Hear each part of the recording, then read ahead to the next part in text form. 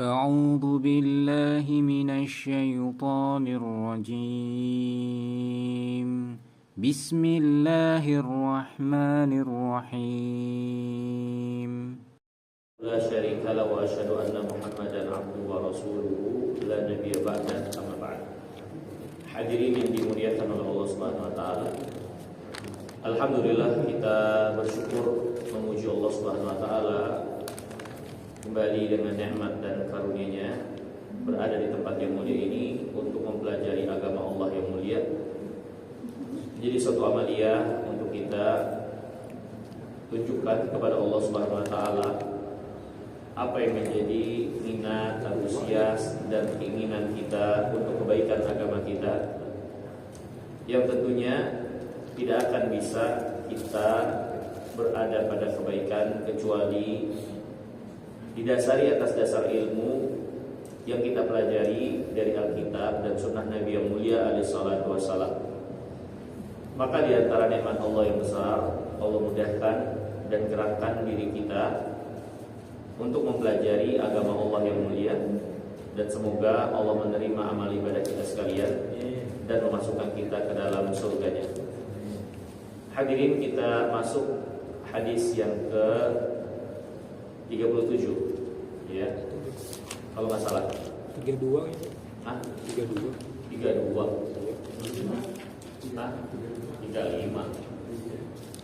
Enggak, 37. 37 itu Senen Kelapa Gading. Berapa? 37 kan? Benar nggak? 36 udah. 36, kalau 37 36.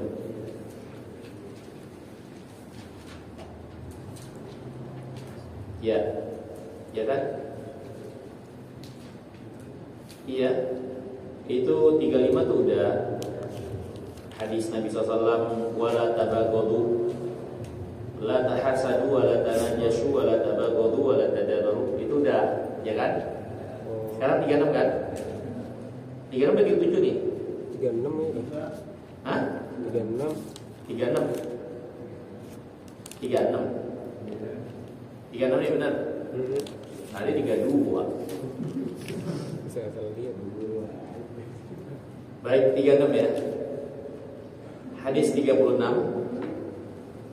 berkata Al-Imam An-Nawawi rahimahullah, wa an Abi Hurairah radhiyallahu ta'ala anhu, dari Abu Hurairah semoga Allah meridainya, dari Nabi yang mulia alaihi salatu wassalam, Nabi bersabda, man naffasa an mu'min qurbatan min qurabid dunya, naffasallahu anhu qurbatan min qurabi yaumil qiyamah.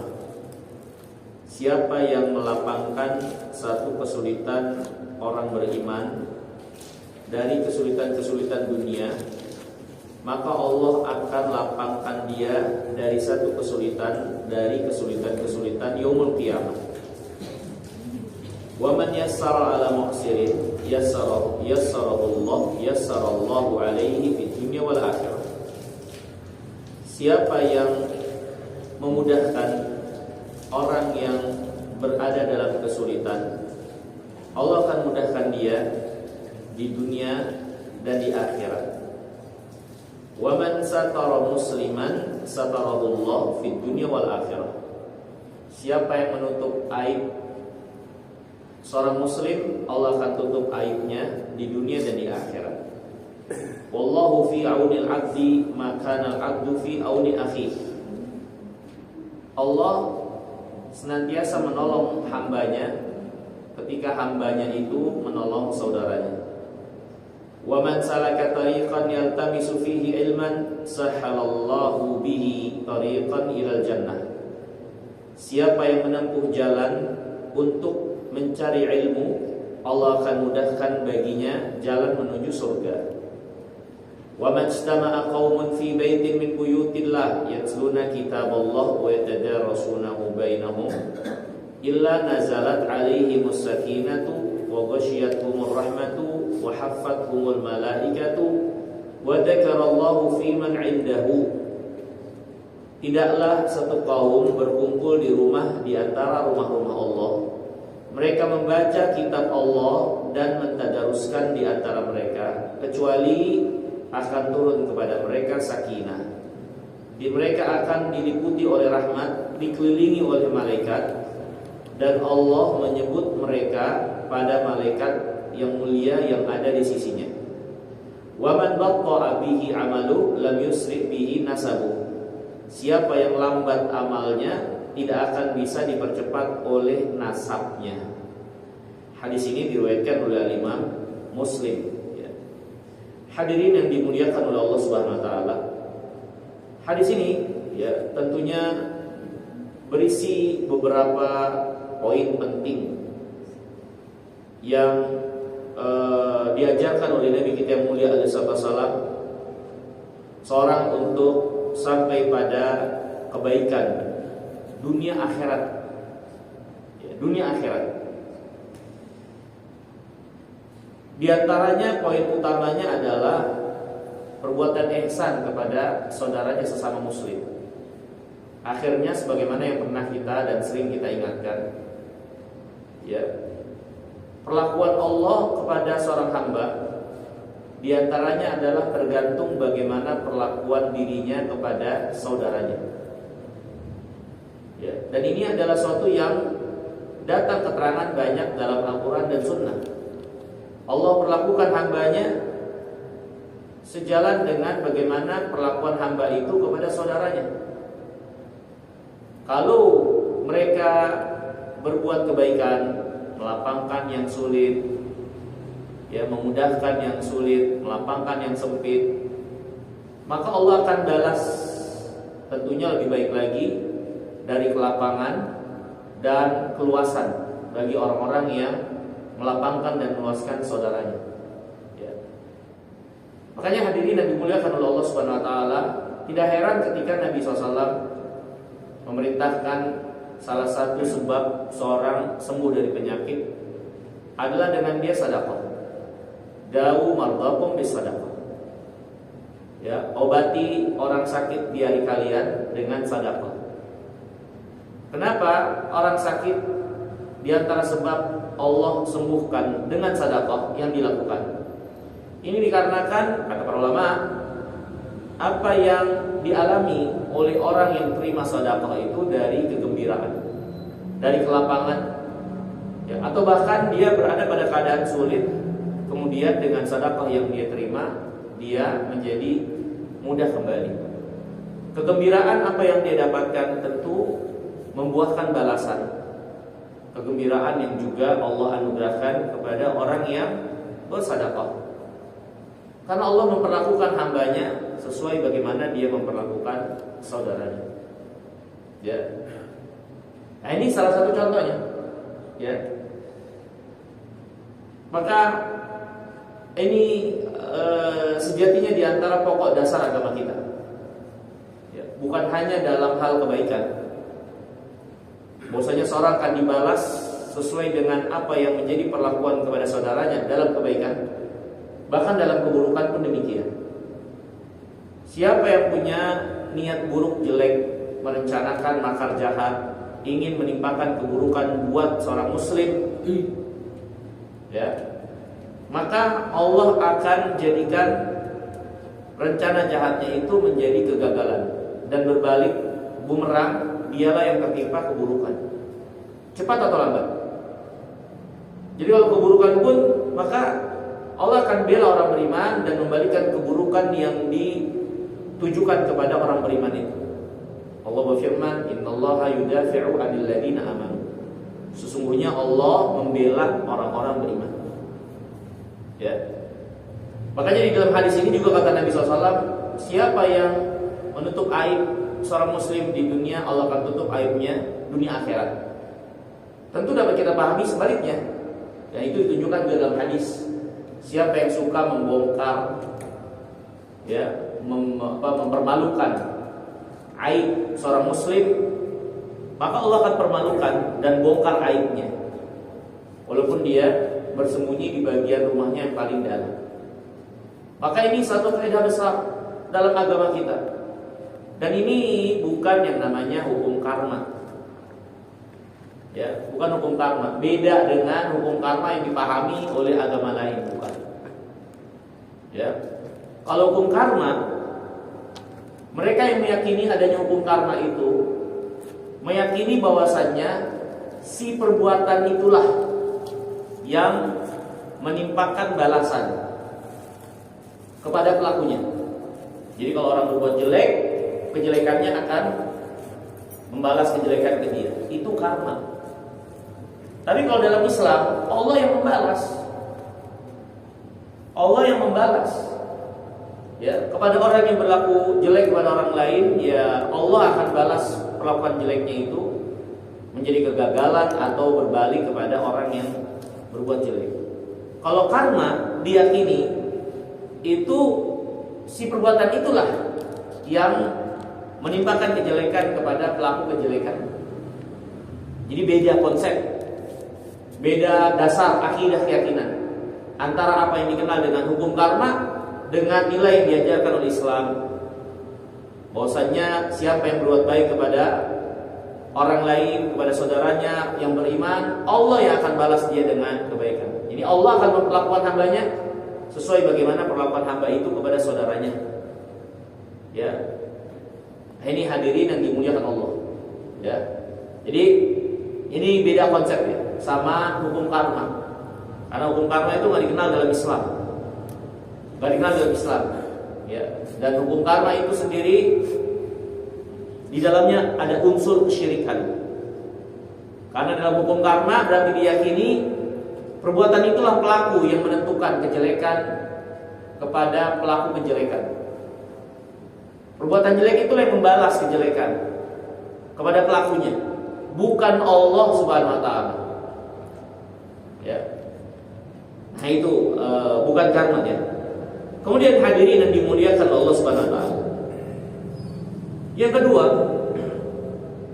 di antara poin besar daripada hadis ini yang menjelaskan tentang pokok dasar agama kita, yang membawa pada kebaikan dunia akhirat adalah talabatul ilm, menuntut ilmu, belajar agama. Ya, ini hadirin yang dimuliakan Allah Subhanahu wa taala. Ya, suatu yang sangat disayangkan kalau kita hidup di dunia ini, melewatkan dan menyia-nyiakan kesempatan untuk belajar agama, mempelajari Al-Quran, mempelajari hadis Nabi yang mulia alaihi wasallam. Sedangkan Al-Quran dan hadis itu sumber petunjuk kebaikan kita dunia akhirat.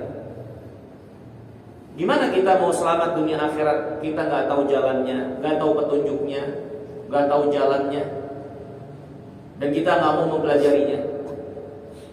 Untuk dunia, maka nggak usah kita bicarakan.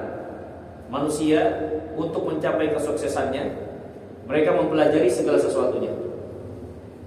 Mereka mempelajari apa yang bisa membawa mereka kepada keuntungan, ya, membawa mereka kepada kesuksesan, keberhasilan dan lain-lain. Ya, dari teknologi dan seterusnya yang membawa kepada kemudahan dalam hidup. Ya.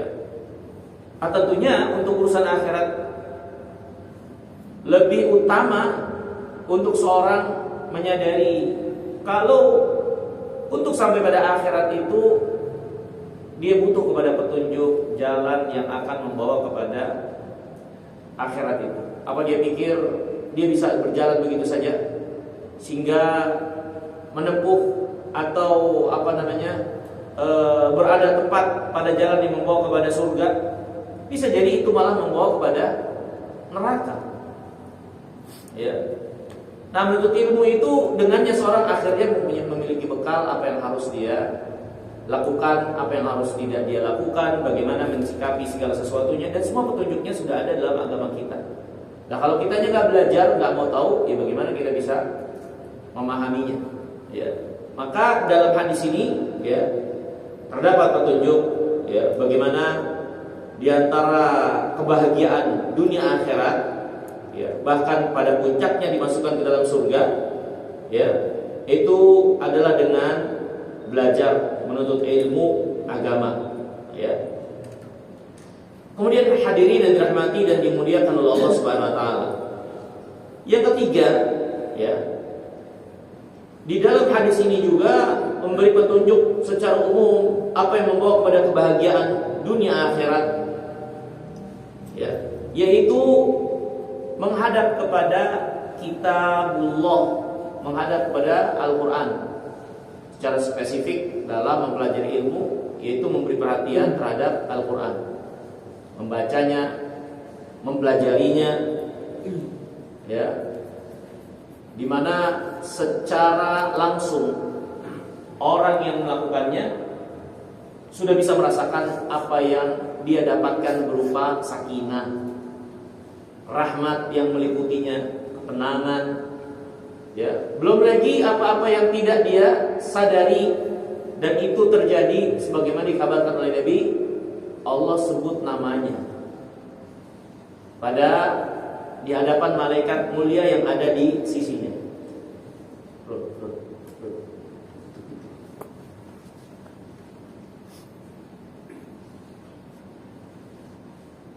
Kemudian yang terakhir di antara petunjuk utama daripada hadis yang mulia ini yang membawa kebaikan dunia akhirat adalah al-amal. Amal. Akhirnya ilmu yang menjadi jalan membawa pada kebaikan, ya, itu bukan menjadi tujuan utama, walaupun tetap harus dilalui menjadi sebab. Tapi tujuan utama dari ilmu untuk dipelajari, Al-Quran dibaca dan seterusnya adalah amal, ya. Makanya kata Nabi, man batta'a bihi amalu lam yusri bihi nasabu. Yang lambat amalnya, maka nasab yang mulia yang dia miliki sekalipun gak akan mempercepat amalnya itu di sisi Allah Subhanahu wa taala. Kalau lambat amalnya, ya, maka bagaimana dia terhitung di dalam kebaikan ketika dia tinggalkan amal, walaupun dia adalah seorang yang paling mulia nasabnya sekalipun, gak ada arti di sisi Allah Subhanahu wa taala kalau tidak diiringi dengan amal yang saleh, yang baik, pengamalan dari ilmu, apa yang dia ketahui, apa yang dia pelajari, ya. Ini hadirin dan dirahmati dan dimuliakan oleh Allah Subhanahu wa taala, ya. Setidaknya ada 4 atau 5, ya, poin penting dalam hadis ini yang menjadi pokok dari agama kita, di mana kitab Arba'in Nawawiyah sebagaimana kita ketahui adalah kitab yang ditulis oleh Imam Nawawi menjelaskan tentang pokok dasar daripada agama ini, ya. Dan sekali lagi yang pertama adalah di antara pokok dasar agama kita, agama ini mengajarkan, ya, seorang itu akan diperlakukan oleh Allah sesuai dengan bagaimana dia memperlakukan hamba yang lainnya. Itu di antaranya. Ya, yang kedua, hadis ini mengajarkan kita sekalian tentang belajar, menuntut ilmu. Menjadi sesuatu yang sangat penting untuk kita isi kehidupan kita, ya, untuk sampai pada kebaikan dunia akhirat. Yang kedua, terkait ilmu secara spesifik adalah mempelajari kitabullah dengan baik, membacanya, mentadaruskannya, mentadaburinya, ya. Kemudian yang keempat, ya, yaitu amal dari ilmu yang telah kita ketahui, yang kita telah pelajari, ya. Dan maksud dari ini semua akhirnya adalah untuk diamalkan, bukan sekedar sebagai pengetahuan, ya. Nah, hadirin yang dirahmati dan dimuliakan Allah Subhanahu wa taala, berkata Al-Imam An-Nawawi rahimahullah taala tentang hadis ini, wa huwa haditsun 'azim. Hadis ini adalah hadis yang sangat agung, jami'un li anwa'in minal ulumi wal qawa'idi wal adabi. Hadis ini mengumpulkan sejumlah ilmu, kaidah dan adab, ya. Faraghaba bi ada'i huquqil ukhuwah Islam wa yatlubul ilm wa bihtimam bi dusturis sama' min haitsu qira'ati wa fahmi wal amal bihi wa tablighihi linnas. Di mana hadis ini menggemarkan, menunjukkan untuk kita semua menunaikan hak persaudaraan dalam Islam. Ya, juga menjelaskan tentang menuntut ilmu dan memberi perhatian terhadap Al-Quran, ya, dengan membaca, memahaminya dan mengamalkan serta mendakwahkannya. Ya, ini hadirin yang dimuliakan oleh Allah Subhanahu Wa Taala. Kemudian mari kita perhatikan hadis ini satu persatu.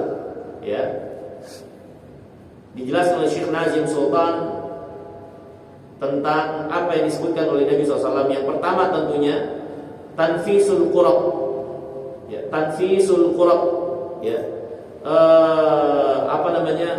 al-qurab atau qurbah maknanya adalah asyiddah al-azimah tuqi'u sahibaha fil huzn wal gham alladhi ya'khudhuhu bin nafs. Qurbah itu maknanya adalah asyiddah al-azimah, pukulan keras yang menjadikan orang yang mengalaminya berada dalam kesedihan, berada dalam al-gham, kegundahan hati, ya, alladhi ya'khudhu bin nafas, ya, yang sampai membuat sesak nafasnya. Ya, Allah Subhanahu wa taala berfirman, laqad khalaqnal insana fi kabad. Sungguh kami ciptakan manusia fi kabad, ya, ay fil umur wa masyaqiha. Jadi manusia itu berada dalam keadaan kabad. Ini melewati dari satu kesulitan ke kesulitan yang lainnya, dari satu kesusahan ke kesusahan yang lainnya. Itulah manusia. Ya, kami ciptakan manusia memang dalam kesusahan, ya, sehingga kalau kita sadar sebagai manusia, terus nggak mau menghadapi realita kesusahan yang bakal dihadapi, maka ini adalah suatu yang berarti kita nggak realistis. Anaknya manusia. Walaqad khalaqnal insana fi kabad. Ya, kami ciptakan manusia pada kesulitan-kesulitan yang dia hadapi, silih berganti dari ujian-ujian dalam kehidupannya. Ya, ini hadirin yang dirahmati dan dimuliakan Allah Subhanahu Wa Taala. Yang dengan kesulitan-kesulitan ini membuat dia sedih, membuat gundah, membuat sempit hatinya, kesulitan entah pada tubuhnya atau terkait keluarganya, istrinya, anaknya, orang yang dia cintai, ya, kehidupannya, ekonominya, maishahnya dan seterusnya, yang akhirnya membuat dia jadi sedih atau jadi berada dalam kesulitan. Ya, ini hadirin yang dirahmati dan dimuliakan oleh Allah Subhanahu Wa Taala. Ya.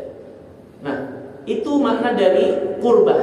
Dan kata Nabi sallallahu alaihi wasallam, "Man nafasa an mu'min qurbatan min qurabid dunya."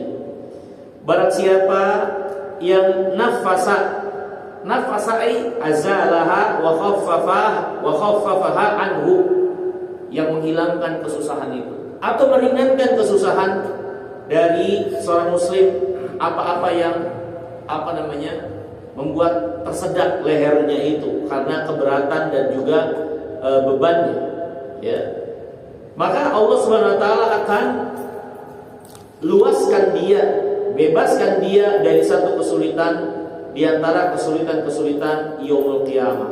Ya, kesulitan yaumul qiyamah, ya, adalah kesulitan yang sangat berat sampai Allah Subhanahu Wa Taala itu memberikan gambaran untuk kita sekalian, wabil khusus orang-orang kafirin, bagaimana sampai muka mereka membiru, mata mereka terbelalak, ya, jantung mereka sampai seolah-olah ingin keluar dan sampai ke kerongkongannya karena kengerian yaumul qiyamah yang benar-benar menyempitkan mereka. Ya, belum lagi dan juga keadaan pada mahsyar yang semuanya mendapati kesulitan juga, tak terkecuali sampai para nabi mengatakan Allah pada hari ini marah dengan kemarahan yang belum pernah marah seperti ini sebelumnya dan gak akan marah lagi seperti ini setelahnya. Semua berada dalam keadaan berat, ya. Maka hadirin yang dirahmati dan dimuliakan Allah SWT, ketika seorang diberikan keluasan oleh Allah di yaumul qiyamah dari kesulitan-kesulitan yaumul qiyamah, oh ini nikmat besar.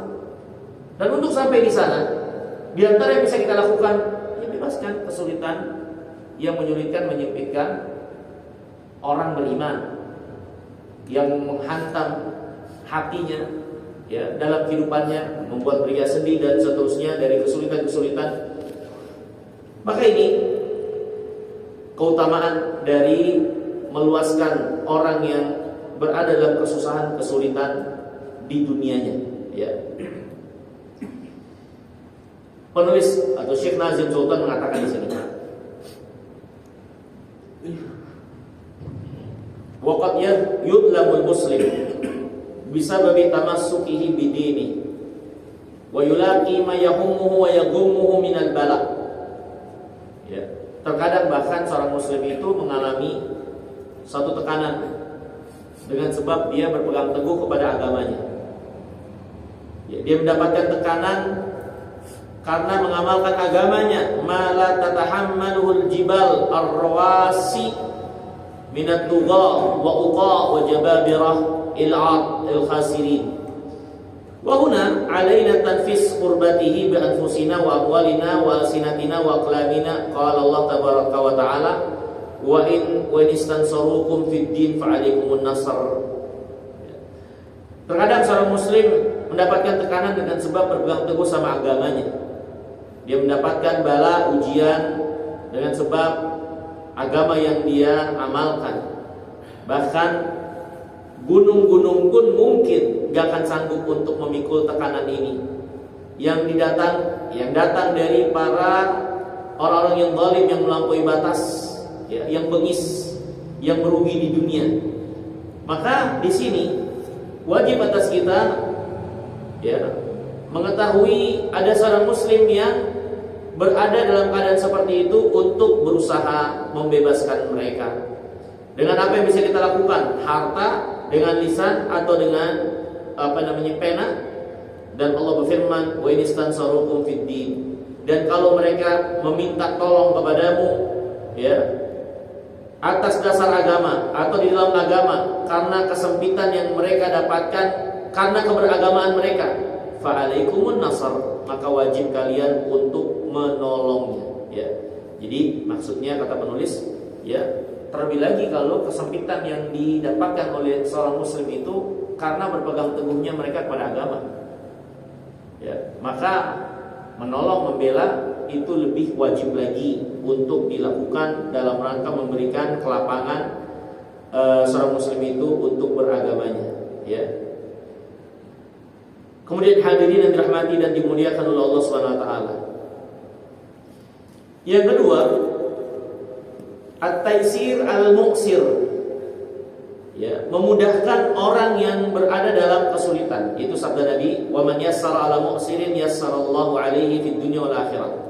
Siapa yang memudahkan orang yang berada dalam kesulitan, Allah akan mudahkan dia dunia akhirat. Apa yang dimaksud dengan muqsir? Muqsir itu adalah man kathurat duyunuh wa athqalathu. Muqsir itu orang yang terlilit dan terbebani atau banyak hutangnya. Orang yang banyak hutangnya dan dia terbebani serta terlilit oleh hutangnya tersebut, di mana dia bahkan gak sanggup untuk melunasi atau membebaskan diri dari hutang. Itu namanya muqsir, ya. Wa yakunu taysir alaihi, memudahkan muqsir itu bisa dengan memberikan tempo atau memanjangkan tempo pembayaran, ya, sampai dia berada dalam maisarah, dalam ada keadaan kelapangan, ya, baru kita terima pembayaran, kita tangguhkan, beri ulur, panjangkan tempo pembayaran dengan tanpa menambahkan jumlah beban utang. Ya, ini yang pertama. Cara memudahkan orang yang terbebani terlilit hutang adalah menambahkan lamanya tempo jumlah beban hutang kita. Ya, jumlah beban hutangnya. Ya. Melamakan lama waktunya. Atau yang kedua, ya, dengan mengurangi jumlah beban hutang. Misalnya dia punya hutang 100.000, ya sudah, ya dikurangi jadi 50. Ya, untuk kalau dia bisa bayar 50 ya 50 aja. Ya. Seperti itu. Jadi dikurangi kuantitas beban hutangnya. Ya. Atau yang ketiga, ya, yaitu dengan membebaskan hutangnya. Ya. Istilah bahasa orang kita adalah ikhlasin. Ikhlasin hutangnya orang kita udah ikhlasin aja. Ya. Terdapat hadis dari Nabi yang mulia alaihi salatu wassalam. Nabi pernah menceritakan seorang pedagang, ya, yang dipanggil atau dihisab di yaumul qiyamah, ya, oleh Allah Subhanahu wa taala, di mana dia dulunya suka menghutangkan manusia. Dan dia selalu mengatakan kepada karyawannya ketika melakukan tugasnya menagih utang, kalau ada orang-orang yang susah bayar utang, udah bebasin aja, udah maafin aja, bebasin aja. Ya. Maka orang yang kayak gini di yaumul qiyamah, Allah bebaskan dari apa yang menjadi tuntutan-tuntutannya. Allah bebaskan dia dari apa yang menjadi tuntutan-tuntutan dan bebannya di yaumul qiyamah. Ya. Nah, ini keutamaan besar.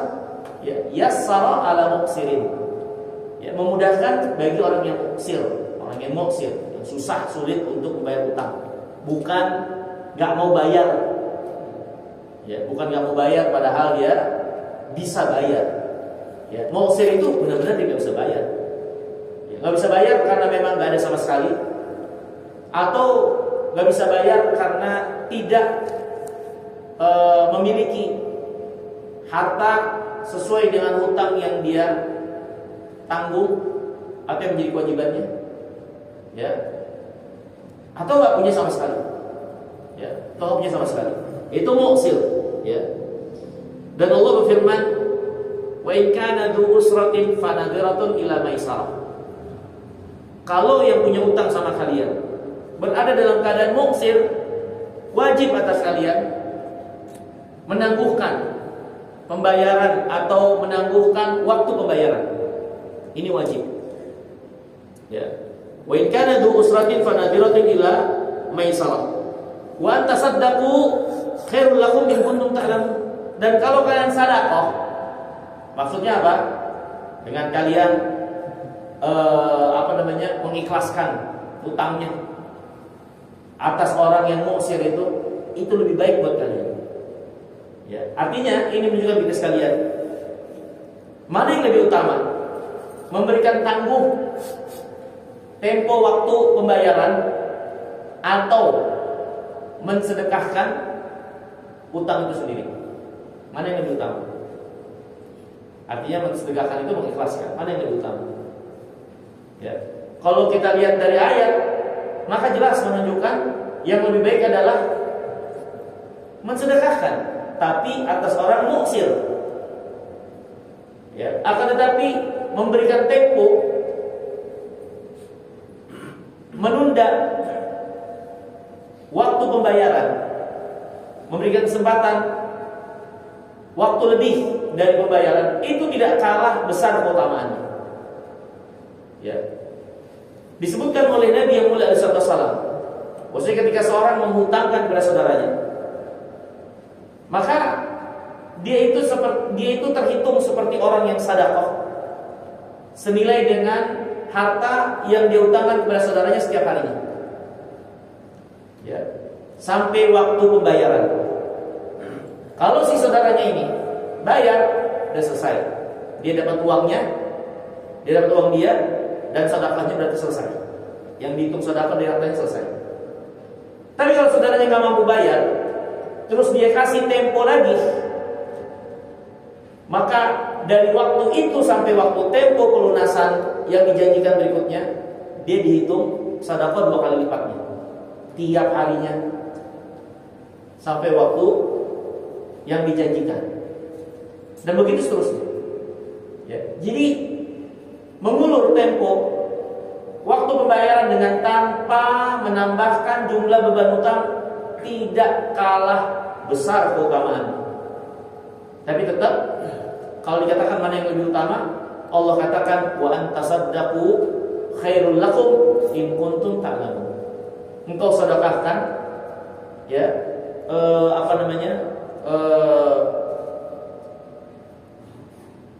utang kalian, mengikhlaskannya itu lebih baik buat kalian kalau saja kalian ketahui. Kenapa mensedekahkan, membebaskan utang jadi lebih baik? Apa yang bisa kita pahami ketika membebaskan utang lebih baik daripada sekedar menangguhkan? Padahal menangguhkan itu dihitung tiap harinya seperti sedekah, bahkan bisa 2 kali lipat sedekahnya kalau kita tambahin jumlah waktu tempo pembayaran utang. Tapi kenapa mengikhlaskan dan membebaskan utang jadi lebih baik? Di antara yang bisa kita pahami sebabnya adalah rasa hati yang berbeda yang dialami oleh orang yang sulit bayar utang. Biar bagaimanapun, ketika seorang gak bisa bayar utang, dia diberikan tempo, dia masih mikirin utang.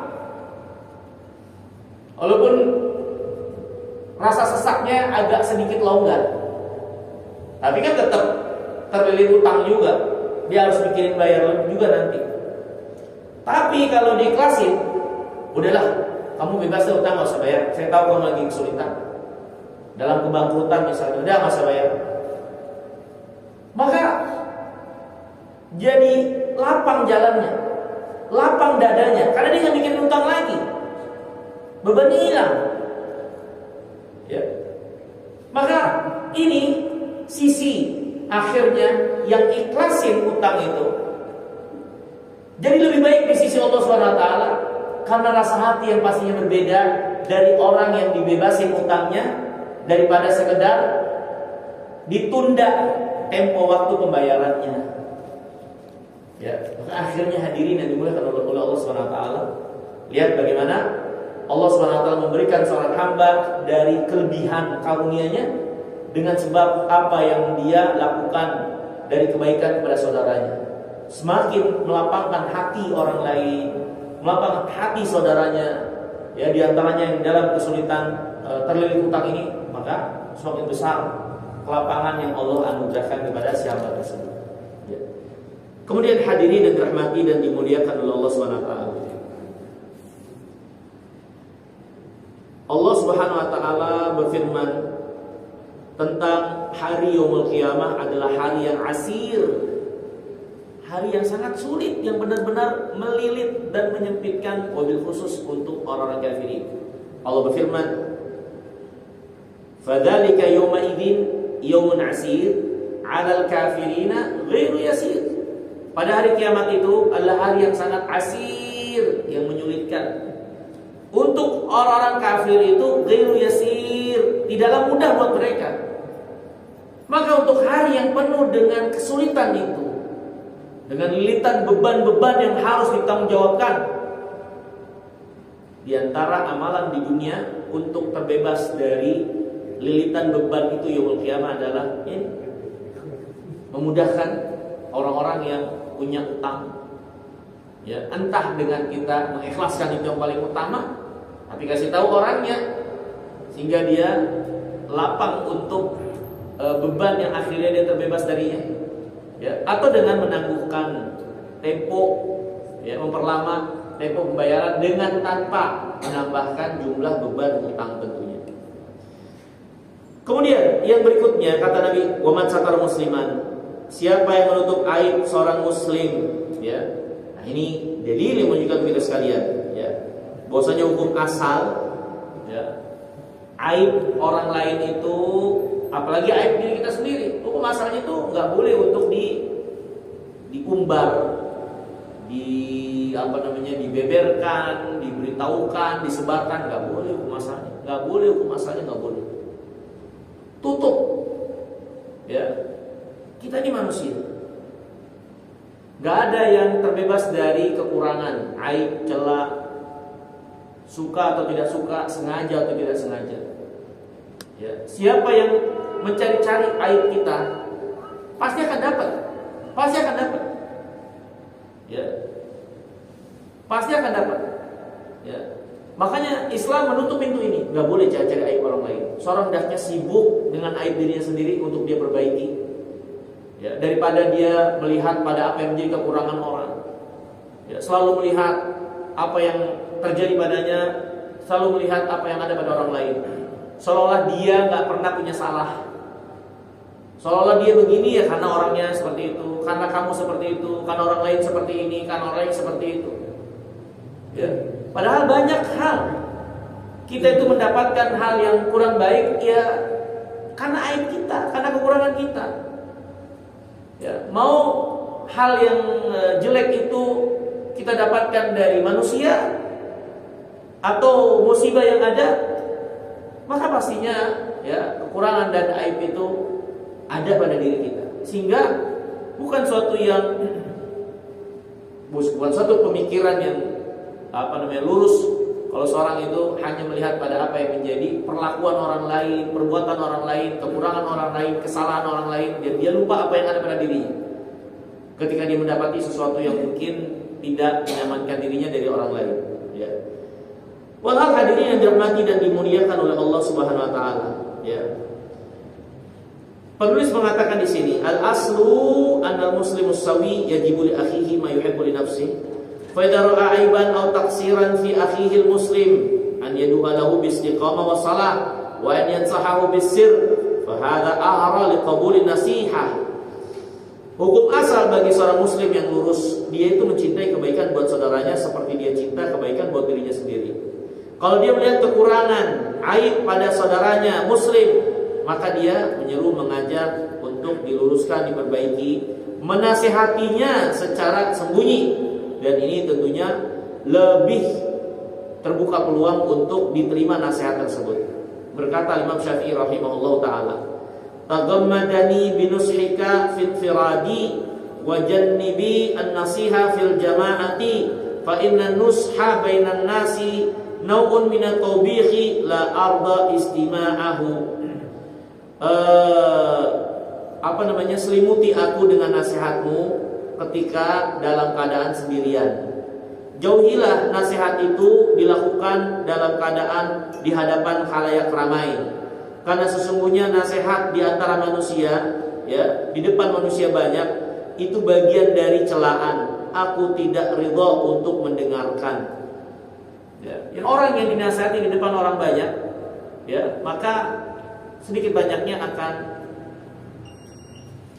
tumbuh penghalang untuk dia mau mendengar nasihat itu.